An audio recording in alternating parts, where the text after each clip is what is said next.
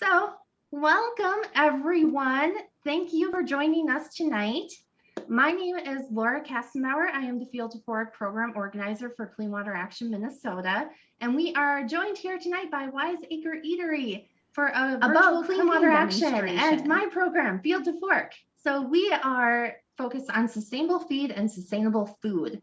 So we believe that we can actually make two major changes, which would be changes to the market and changes to policy. That way we can actually work with the demand and actually change the supply chain. Our focus is on protecting natural resources, including soils, native landscapes, and of course, clean water. And also we're focused on climate change and how exactly agriculture and our everyday lives impact climate change as well. So understanding the problems. For one, we want to talk a little bit about the food that we're purchasing and the food that we're using for cooking for ourselves and our families. Food labeling can be unclear and sometimes not uniform, so really pay attention to what you're buying. Consumers may be purchasing based on certain labeling and may not be able to understand what the label actually means, which can be really frustrating. And that's why we ask that you really pay attention to where you're buying your food from. And the way that food is produced actually changes the nutritional content behind the food itself. So if you want to be healthier, if you want to be able to change your nutritional content, what you're ingesting, you want to pay attention to how the food is grown. So healthier soils and healthier production creates healthier food. So why are we focused on sustainable cooking and why is it important? So here are several stats that I actually pulled for us. So we have 103 million tons of food waste that's generated in the United States. That equates to about 1,500 per family in food wasted per year. Food in landfills emit methane, which equals to between 28 to 36 times the potency than what passenger vehicles actually produce. And landfills are actually the third largest emitter of methane. So that really impacts our climate change efforts. Agriculture accounts for 70% of the water used in the world, which is why we really need to pay attention to the food that we're buying and how it is produced and how we are using the food itself. Are we using the full carrot? Are we using just part of it? Are we throwing it away after a week because we didn't know how to store it properly? You can also, why is it important? Also looking at the locally sourced, we ask to really pay attention to where it's sourced. So buying locally is fantastic.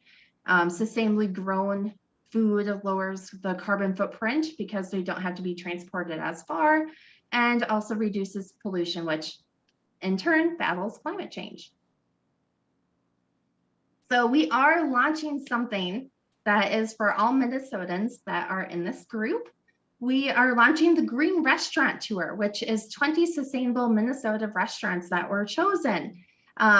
We actually have Wise Acre Eatery as one of the chosen restaurants, so really excited about that. And what we do is we ask for you to visit 5 restaurants, have them sign off on the passport, and that way when you send it back to us or take a picture of your finished passport, you can be entered into a raffle. This will actually be running through September 30th, and we will send the link to be able to sign up via the follow-up email, along with this video and the recipe and everything else.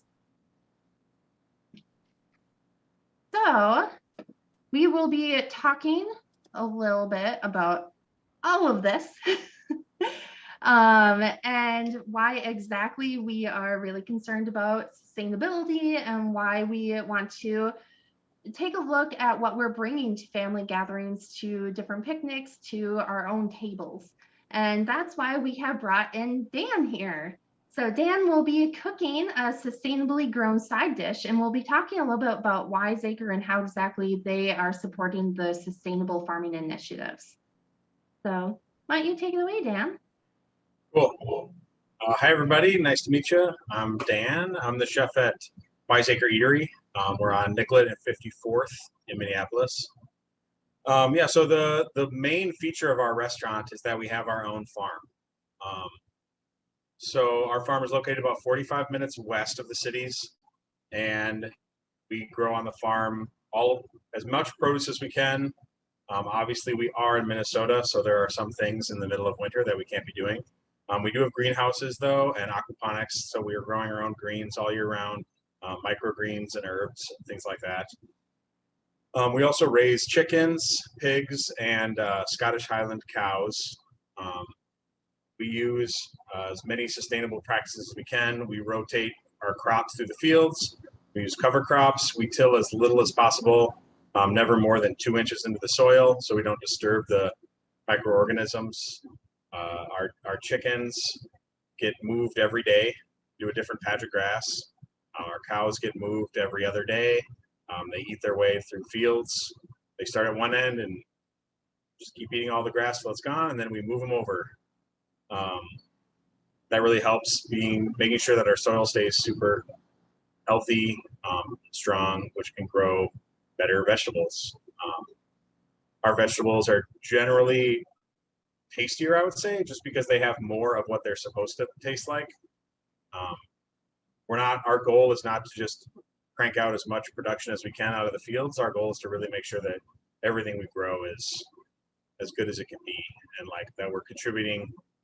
What is our main farmer, the owner, Dean, he says he wants to make sure that after he harvests a crop, there's more left in the ground than when he started. So just making sure you're using a lot of cover crops and those rotations and things like that, that he's never putting the same things in the same area year after year. That just depletes the soil. So he can generally tell if there's like nitrogen deficiency. He'll plant extra alfalfa in that field for a cover crop, things like that. So a lot of practices that he's developed over the years to get better at it.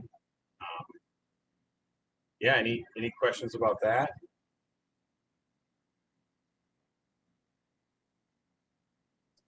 I haven't seen any, so. What's that, Laura? Oh, I haven't seen any questions pop up yet. Okay, cool. Well, I guess I'll just jump into what I'm cooking today. So today we're going to be making a vegetable side dish. It's roasted carrots with a smoked honey mustard. We're also be garnishing it with microgreens and some edible flowers. Is alfalfa the only cover crop used in the farm? No, we have a huge variety of things that are used. That was just an example I pulled out. You know, I'm the chef, I'm not the farmer, so I couldn't give you exact details on like what all the things are, but I know clover is one of them, and like wheatgrass and barley grass are used. But other than that, generally, the last time I talked to Dean about it, the farmer, he said that he'll be able to tell what the soils are kind of looking like based on the last few crops, and he'll put a blend together of stuff. So usually a field doesn't only have one crop. It's usually a mix of different plants that are planted in that field as a cover. Cool, so I'll just tip this down. No, that's fine. Farming questions are good. It's one of the reasons I love being a part of this organization, really. It's just being able to have, send a text to our farmer the day before and have him pick me extra lettuce and send it down the next day.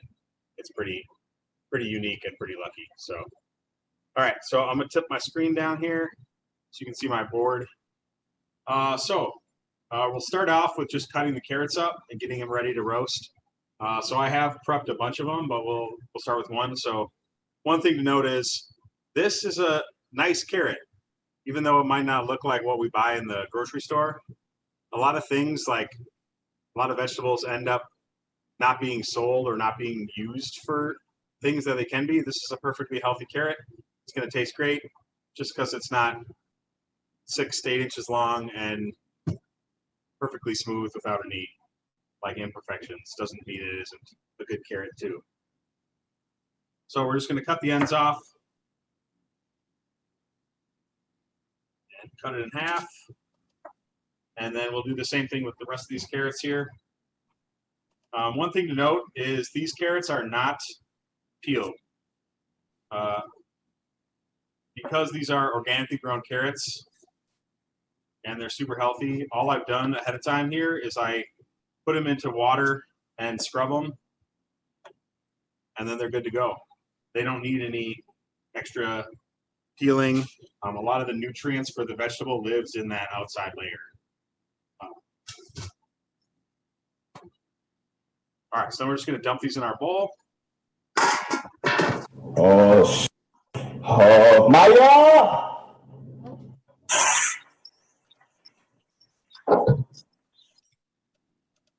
All right. Once we have them in our bowl, oh man, Hold on 1 second. what happened to my camera? I don't know. I think we lost you there. It says the host has stopped my video. I don't know how that happened.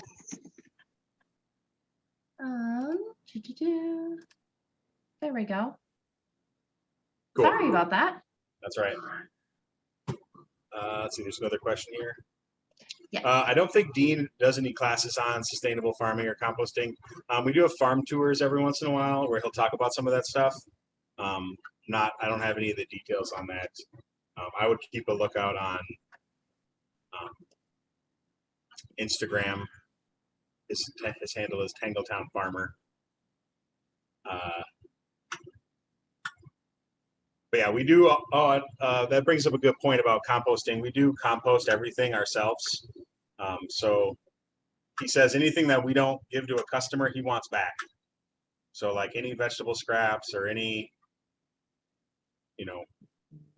compostable bags they send us with the stuff in it, we just put it in our compost and they come pick it up and bring it back to the farm. Compost it for the pigs in the fields. All right, so I dumped the carrots in the bowl here. I'm just going to add all my ingredients that I'm going to coat it with. So brown sugar, paprika, salt and pepper, crushed red pepper or chili flake, and a 1/4 cup of neutral cooking oil. I use rice bran oil for all my cooking. I don't know how much you guys know about different oils and stuff. Other ones you can use are grapeseed oil, avocado oil, things like that. I personally try to stay clear of canola oil or vegetable oils, as they contain a lot of processed stuff in them. So I'm just going to toss these around here until they're evenly coated.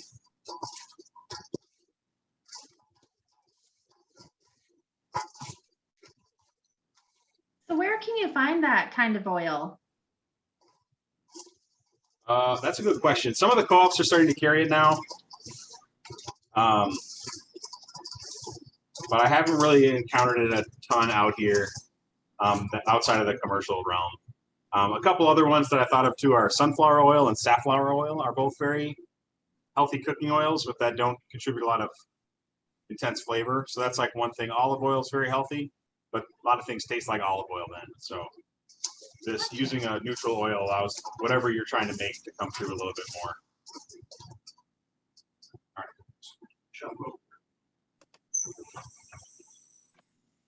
right. Okay, I got another question. If the red pepper flakes could be optional.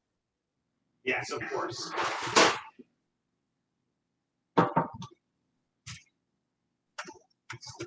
Any of these things are pretty optional, really. The only thing is I like to get the brown sugar on there, just because they get a little bit more caramelized then in the oven, as opposed to without a sugar. Another alternative would be to use maple syrup, or you could also use honey right on there. All right, so I got them spread out here. I'm just going to pop them in the oven.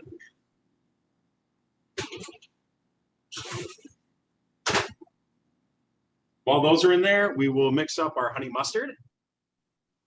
So in the bowl here, I have my honey mustard measured out, or my smoked honey. So I smoke my own honey on a smoker. I just spread it out in a thin pan and let it go for 3 hours until it starts to take on some of the smoke flavor. Obviously, that's not an easy thing to do or necessarily a useful use of your 3 hours of time tending a fire as a smoker. So the other alternative is to use just a pinch or a 1/4 teaspoon or a very small amount of liquid smoke to give it that flavor. I have the luxury of a really nice smoker out back, and it's pretty much running pretty much all the time. So All right, we're going to add Dijon mustard to this.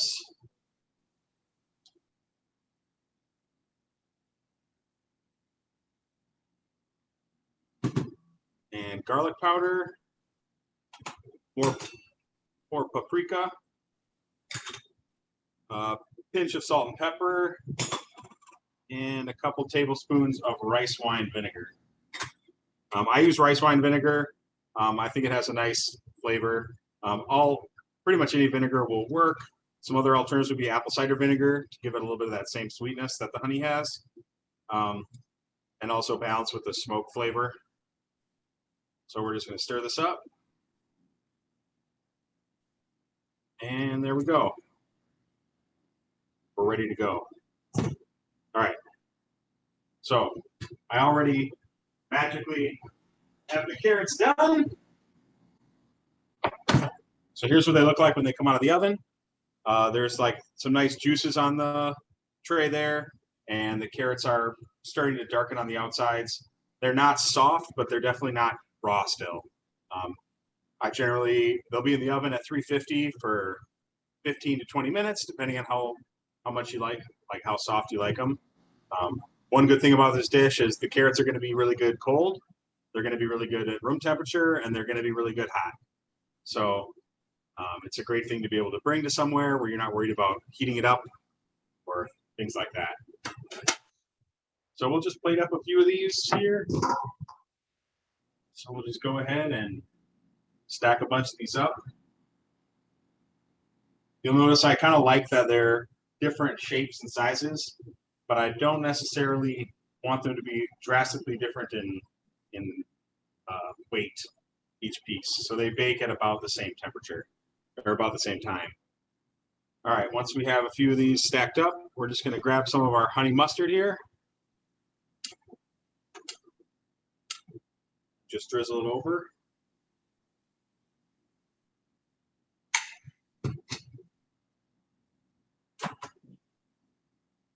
And here I have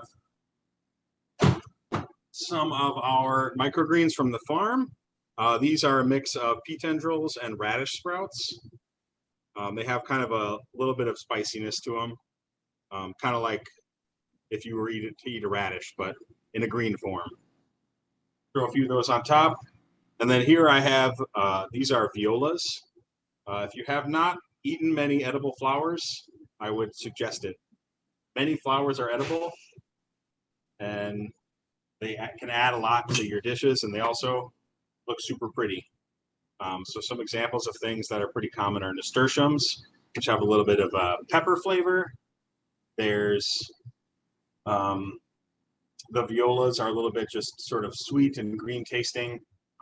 We've been getting this begonia called blazing begonia that tastes like citrus. So yeah, there's a quick and easy side dish. The carrots can be roasted ahead of time the day before and either warmed up in the oven or, yeah. Cool. Okay, we do have a couple of questions. Have you ever used purslane as a microgreen? I have not personally, but I have eaten it. I haven't used it on any of my dishes, but it is good. Okay. And then where can I buy smoked honey? I doubt you'll be able to find smoked honey. It might be somewhere at like a specialty food store or online. You could probably find some, but I would recommend like a bottle of liquid smoke sold at pretty much every grocery store. I love using it when I can't use the smoker. If I'm going to do, if I want to smoke just any sort of smoky flavor out of something, even if it's like a steak sauce. After I cook the steak in the pan, I'll just put a little splash of that in there to give it that sort of barbecue flavor. And that can just be mixed in with the honey mustard sauce. Okay. Where can you find the smoke, like the smoked sauce? That'll be pretty much like every grocery store or a lot of butcher shops will carry them. I would say the majority of grocery stores will carry a bottle of smoked honey or smoked liquid smoke. They're about four ounces. They're pretty small.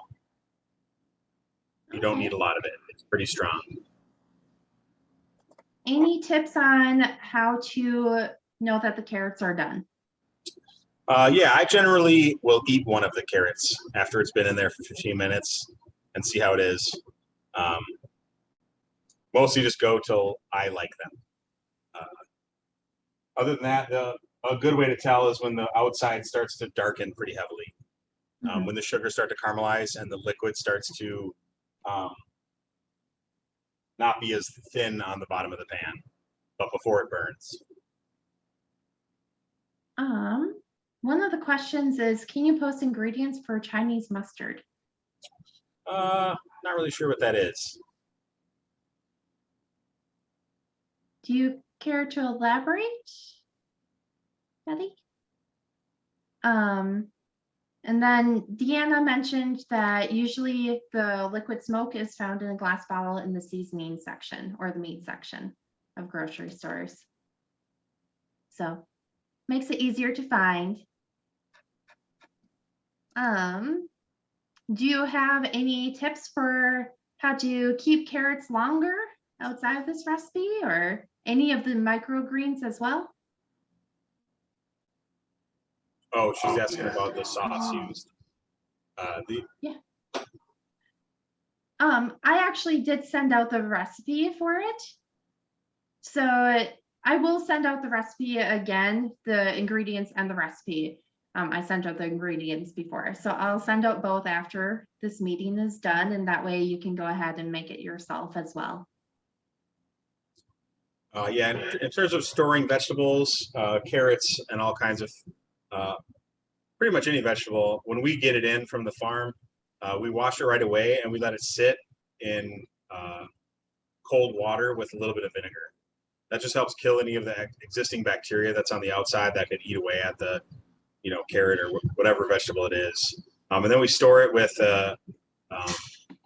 like a paper towel in the bin with it. So that absorbs some of the flavor or some of the liquid that can leach off of them. And moisture is really like the breeding ground for bacteria. So if you keep them drier, the better. Perfect. Any other questions? If you would like to come off mute too to ask a question, you can.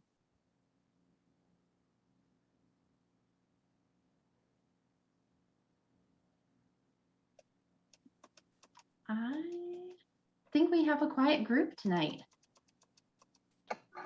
I noticed your carrots were different colors. Yes. Is it a certain type of carrot? Yeah, our farm, we grow about 6 or 7 different varieties of carrots. Those two were atomic red and something gold. Sorry, I don't remember the exact variety. The atomic red are one of my favorites. They have they're orange in the middle, but they have a bright red outside, which is why I really like to keep the skin on for those. The traditional orange carrot that everybody sees are like the least common, or were the least common carrots when carrots were first started being farmed.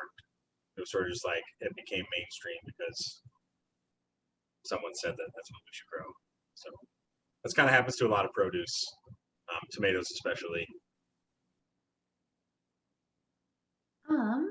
I got a question sent straight to me. Did you heat the honey mustard, the mustard honey sauce before putting it No, on? I just left it at room temperature. It's totally good right out of the fridge, so it can be made ahead of time as well. And I just keep this sauce around and put it on pretty much everything. You could dip your chicken wings or celery or pretty much anything you want into it, and it's going to be good. Do you have any other fun, easy summer sides that you can recommend for people? Sure. Grilled romaine is always a fun one. It's a little bit outside the norm in terms of salad. It's a little bit, just cut the head in half and throw it on the hot part of the grill for about 30 seconds to a minute and drizzle some Caesar dressing over it or whatever kind of dressing you like. what are some other easy summer sides? Let's see what, zucchini's in season right now. We just roast it whole, or we'll cut it up and then put it into vegetable scrambles, hash, things like that. We also make fried zucchini, where we'll coat it in flour and egg, and then drop it in the deep fryer, soften up. That sounds really good. So, and then I want to dip it into the sauce as well. Yeah, sure. That would be great with the honey mustard. Yeah, using the sort of that liquid smoke in your potato salad sometimes can be really good. Give it that smoky flavor.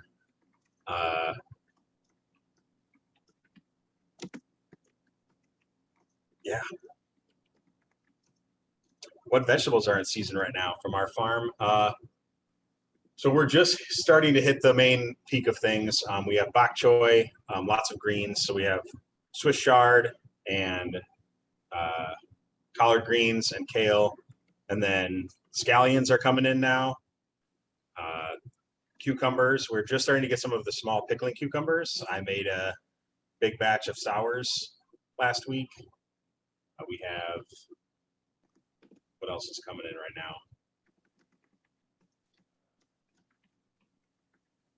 Did I say bok choy? Yeah. That's pretty much it right now. I would say next week we're going to have a bunch of more new things. Pretty much every week there's just new things show up. Easy way to make kimchi. Absolutely. So I do it with cabbage and also with bok choy. Sometimes if we don't have the cabbage on the farm, we do have bok choy, so we'll just cut that up and use that as the cabbage. We let it sit in a salt, like we wash everything and then mix it with salt, let it sit for 2 days just with the salt, and then we'll mix a kimchi paste, which is a lot of Korean chili flake and garlic and tamari and ginger, and then let that sit in a fermenter for about 5 days, and then we're good to go. Let's see what else we got. That is a good question. Laura, do you have any answer for that? Yes, I do. The best way to find sustainable farmers is, for one, visit farmers markets, go talk to the farmers themselves, find out what their processes are. For a national certification, there isn't a true certification directly for sustainable farming, but there is certifications that are more stringent on the requirements for sustainable farming initiatives. The one that I recommend is the Humane Raised and Handled certification. So that is something that you can find in pretty much every grocery store out there. And it certifies that if it was any kind of meat that was raised, that it was raised in a very humane way. They did rotational grazing, 100% lifetime grass fed. And then when it comes to any kind of produce, you want to look for a certification that has to do with produce is a little bit trickier because you can't really go by truly organic, because sometimes organic doesn't mean organic. So I would definitely lean more towards organic, but I would go more locally sourced rather than looking for purely organic certification, if that makes sense. Yeah, if you go to local farmers markets, oftentimes like the farmers will love to talk about their practices and how they farm stuff. Usually it's like you can't get them to be quiet enough about it. So yes, and then look for CSAs as well. Get signed up for that. Let's see, garlic scapes. Yes, we actually are getting tons of garlic scapes right now. We harvest a crazy amount of garlic because we try to have enough to last us through the whole winter. And in order to do that, that means we have to make garlic scapes, because that's how you grow garlic, is to cut the scape off as it's growing to make the bulb form. So there, we are getting tons of them right now. I pickle them. I chop them up into little tiny discs and pickle them and use them as garnishes for things. I also have them on a salad where they are roasted and then grilled. So we roast them ahead of time. We cut the end of the curly part off so it doesn't burn. Roast them with just a little bit of olive oil, salt, and pepper, and then we just throw them on the grill to finish them when the salad is ordered. But you could just grill them from raw, and they'd be super good. Zucchini, yeah, we cook a lot of zucchini here. My favorite recipe would probably be grilled zucchini with yogurt. It's like one of my favorite things to put with it. Like spicy yogurt. That's what I do. I mix sambal, which is like chili paste, into the yogurt, and it's super good. Yeah. Any other questions at all? One thing that I would like to add is when you're buying especially vegetables and any kind of produce, try to use the whole thing if you can. So with carrots, you can use the greenery as long as you clean them really well, like the green head to them. So you can actually use that as a substitute for parsley, and sometimes depending on the mixture that you're putting it in with, you can use that as a substitute for cilantro. It doesn't really have quite the cilantro taste, so if you don't really like the soapy taste for some people, it can be a good substitute. And then you can eat the whole entire carrot. Just make sure that you don't peel it, clean it really well underwater, and you can make them last a really long time if you store them correctly. So make sure that you're using as much as you possibly can so that you're minimizing the amount of food waste, because kitchens are the main source for food waste in the household. So, oh, I think our original carrots are done. Yep. So you want to kind of do your best to try to think outside the box. If you have an eggshell that you use when you cracked an egg into whatever you're cooking, you can use that eggshell as protein for any kind of, not protein, as calcium for any kind of plant and fertilizer. So just be careful because it can make the soil slightly acidic. So if it's a plant that can't really handle anything harsh, you should mix it in with that. But use as much that you're cooking with as you can.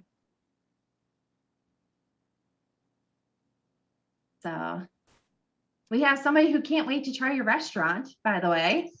Great. Can't wait for you to come in. They do have not just a restaurant, but they also have a market when you walk in. Yes. So I was very excited when I walked in. I'm used to it being a restaurant, and all of a sudden it was its own little mini farmer's market inside that sells everything from meat to eggs to different types of cookies and teas and a little bit of everything that you could want in there. Yeah, when the pandemic hit and we were forced to close the doors, since we're already growing all of the food and we don't have to source it, we decided to just start selling all of the food right to people, since it was tough for people to go to grocery stores and things like that. So